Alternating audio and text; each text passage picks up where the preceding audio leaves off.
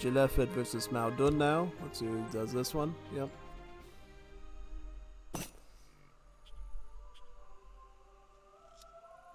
So Maudun will be British, and Jlafet will be India. So we got an India versus British here. Pretty good matchup. So let's see who does this one.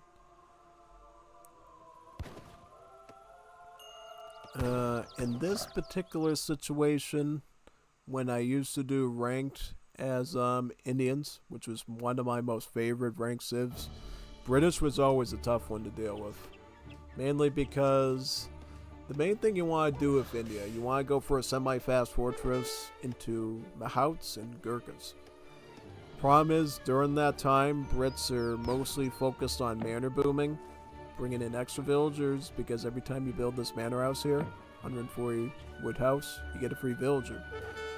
And by the time you're sort of done your semi-fast fortresses India, they got a swarm of like musketeers, and it's like really bad. And even if I have Gurkhas, I've always noticed that the swarm of the musketeers that the Brits provide is just too overwhelming for you know, the elephants to survive on, and like negates the whole purpose. Yeah.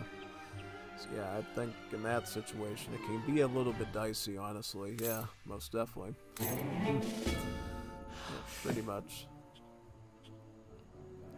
So yeah, we'll check out the decks, make sure there's nothing too crazy here. So this is Maudun's Chinese, British. So in his British, he actually does have the option for Virginia Company. We don't know if he's going to go for it, but he does at least have it.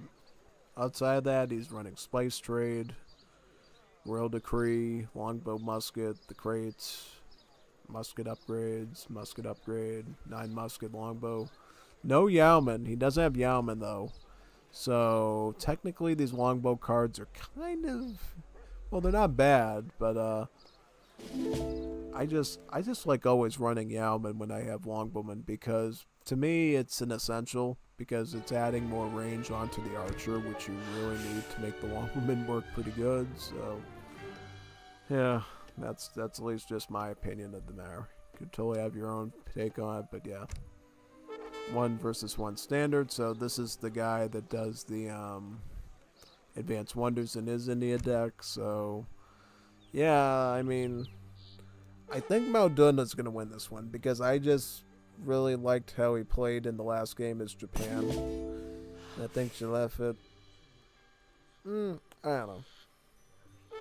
And I think naturally Brits are just always going to do better against India in this matchup. So yeah, that's going to be sort of my prediction for this personally. But we'll see what happens. We'll see how it goes. Yeah. I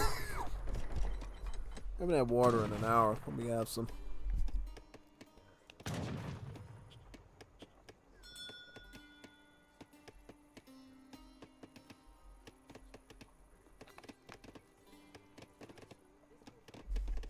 Okay, so what's India going to go up with? They're going to go with the forward aggro fort, just like they did in their last game.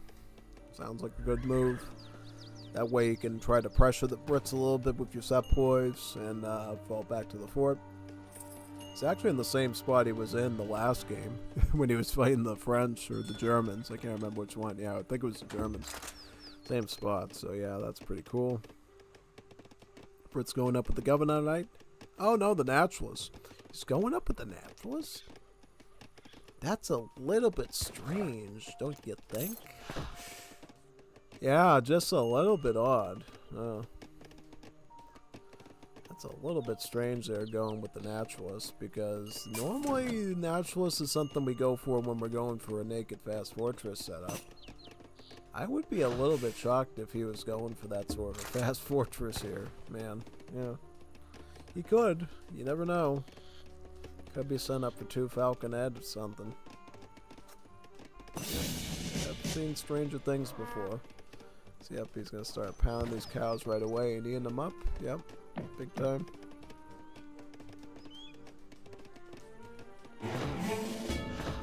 Yeah, so what is his card gonna be then? Is he gonna go for coin or? Yeah, I have no idea what this fellow's going with now. Alright, so he's gonna go 700 wood. That's strange. He's like sticking to the normal script, right? He's going for the 700 wood followed by 600 wood so he can max out manor booming, right? So yeah, that's totally unorthodox, right? Yeah, because the Brit is already up to about 7 manor houses, so it's about 7 vills ahead of India, it looks like. Quite good.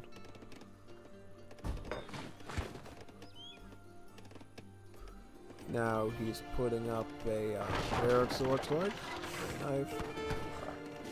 So he can start producing his muskets. Interesting. So not only that, he actually Mount Dun also puts down a wall. That's a pretty interesting choice there for defense. Yeah, most definitely. So that should work pretty good. And the Brits are gonna start with longbowmen. It looks like. Yeah, start with longbowmen. Start with archers. So that's quite good. Yeah.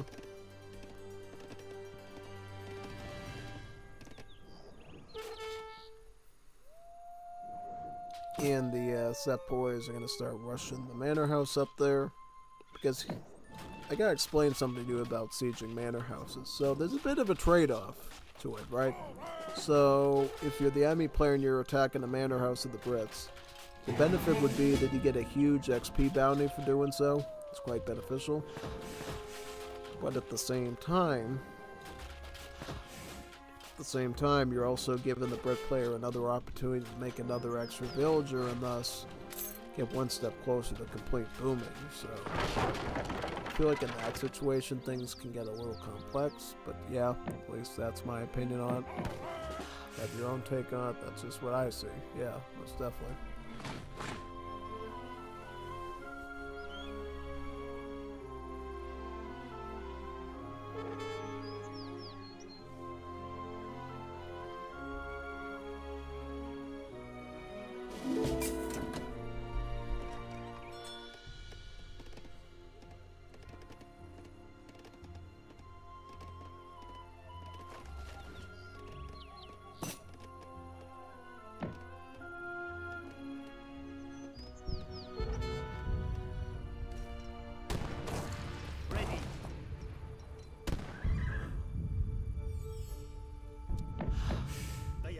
Alright, so about 12 sepoys coming in, and now he's bringing in Norman allies, Gurkhas.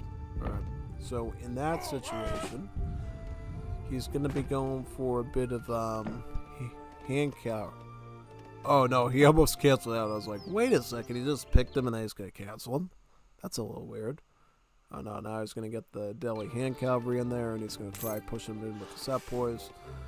I like the pressure, you know, because at least he's trying to keep his musketeer numbers in check, which I think is very important.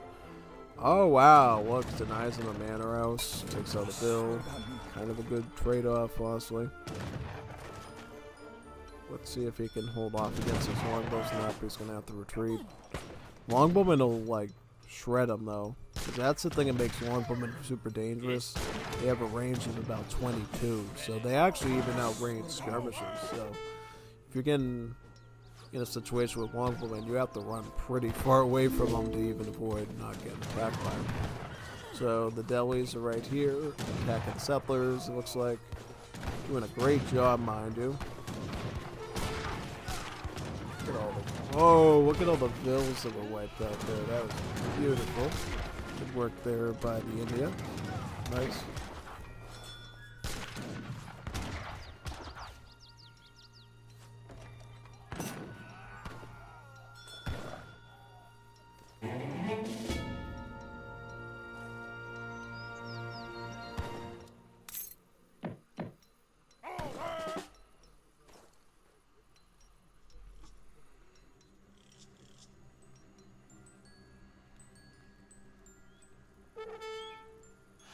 Ah, 600 wood coming in, very good.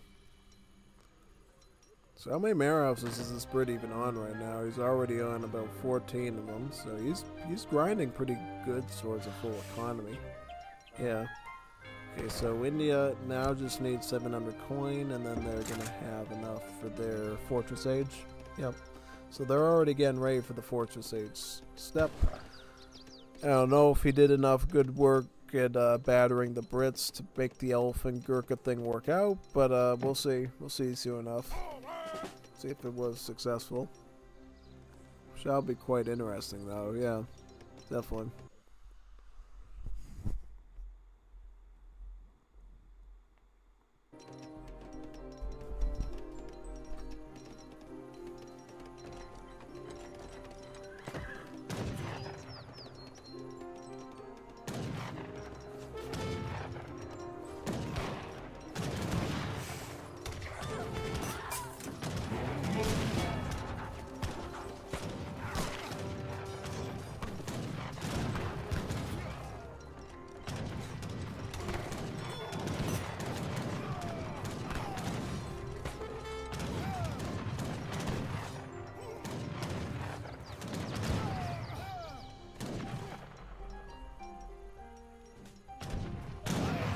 Good, took that explorer out, very nice. Perfecto, see?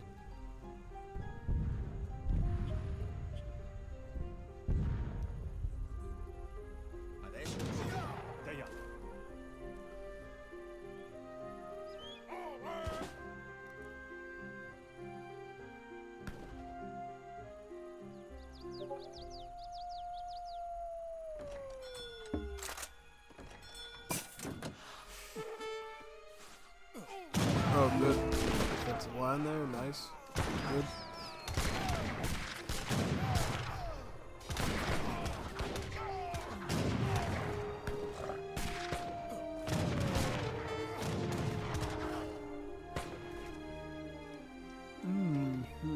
Okay.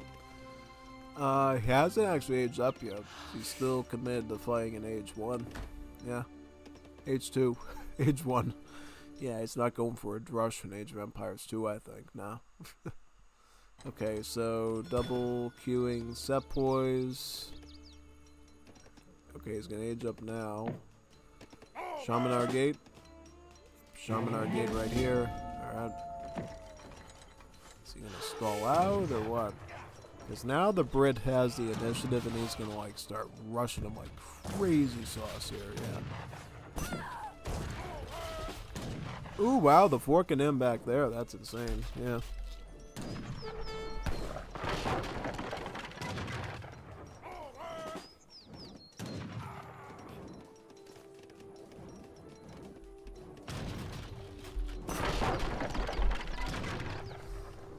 Yes.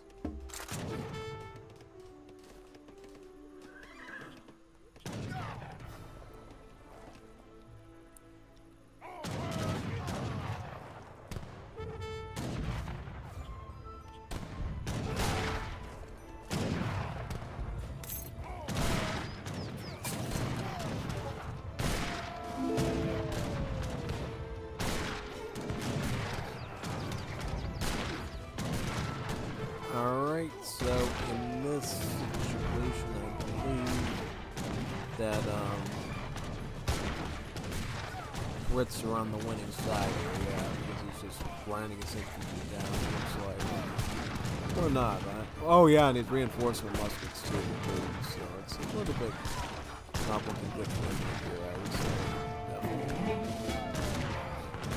And here comes the free Mahout there from the Shamanar Gate age up.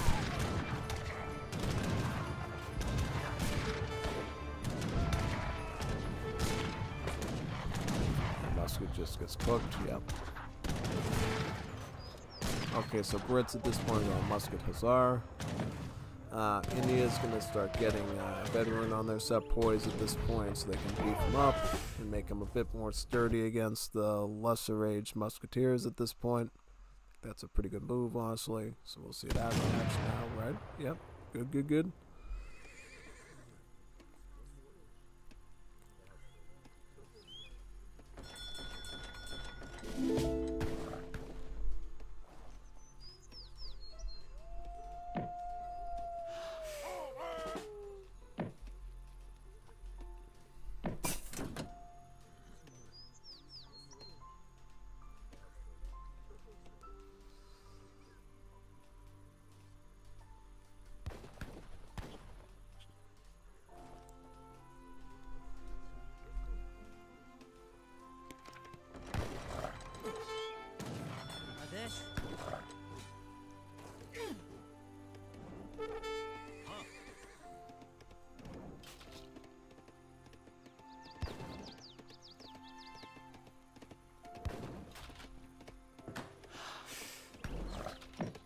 adding in the batch of 6 ASAPs too to boot, so that's what he's going for there.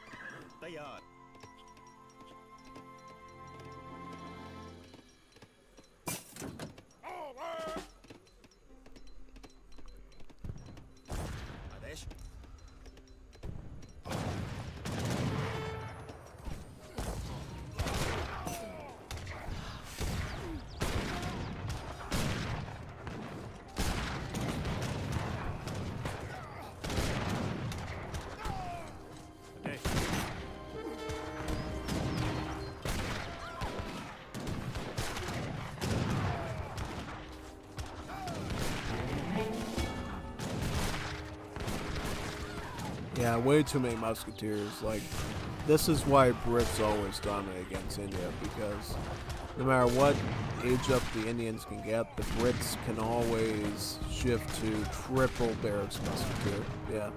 This is a theme we've seen again and again with the Brits. They start out with 1 barracks, and they go 2, and then they eventually go to 3. And then they add a stable, and then it becomes a death ball of tons of units. Yeah. It's hard to plug it up once it gets big enough. I mean, you literally gotta get a really good kill ratio to the point that you're wiping out enough of the armies for you to be able to deal with it. Because once they get a big mass of muskets and hussars through, it's game over. Because as you're trying to clean those ones up, then more of them come in and more, and it gets really, really antsy very quickly. Yeah, that's all I can tell you about it. Pretty much. 100%. Yeah, there's that. There's that one pretty much, yeah. CC.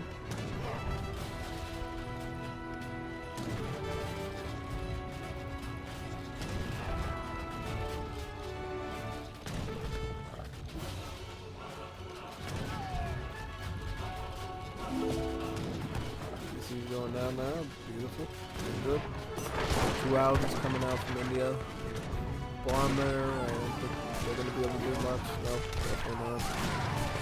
Outings for all their worth. I mean, they do a ton of damage, they got a lot of HP, but yeah, it's just not going to work here. Yeah.